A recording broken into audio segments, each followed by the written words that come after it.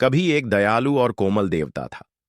उसका एक ही उद्देश्य था, मनुष्यों को सुख देना।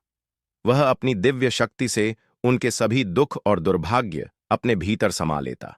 एक दिन एक बीमार और कमजोर लड़का उसकी कृपा से तुरंत स्वस्थ हो गया।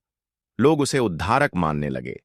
वे उसके आगे घुटनों पर गिरकर अपने दुख मांगते, और देवता कभी मना नहीं करता। वह हर पीड़ा, हर कष्ट अपने अंदर भरता चला गया।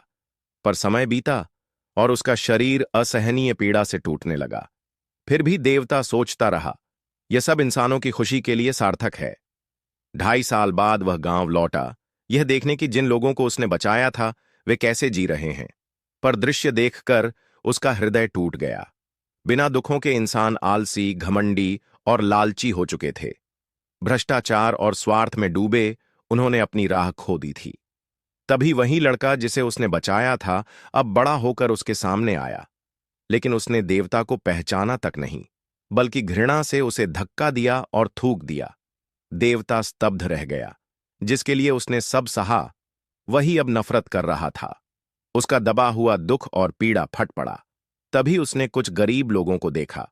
उनके पास कुछ नहीं था, फिर भी उनके चेहरों पर सच्ची खुशी थी। देवता ने एक साधु से पूछा, यह लोग इतने प्रसन्न क्यों हैं, जबकि जिनकी मैंने मदद की वे अब भी दुखी हैं? साधु बोला, सच्चा सुख किसी और के देने से नहीं मिलता, वह तो अपने प्रयास और संघर्ष से पाया जाता है। देवता भीतर से टूट गया। उसे लगा अब उसके अस्तित्व का कोई अर्थ नहीं। उसकी करुणा धीरे धीरे क्रोध और घृणा में बदल गई। उसका रूप भयानक हो गया।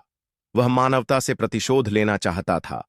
पर तभी एक मां अपने बच्चे के आगे ढाल बनकर खड़ी हो गई। उस निस्वार्थ प्रेम ने देवता के भीतर छुपी अंतिम दया को जगा दिया। उसने अपनी ही गर्दन पकड़ी और अपने शरीर को 7 टुकड़ों में बांटकर मुहरबंद कर दिया। इस तरह उसने स्वयं को समाप्त कर मानवता को फिर से एक अवसर दिया।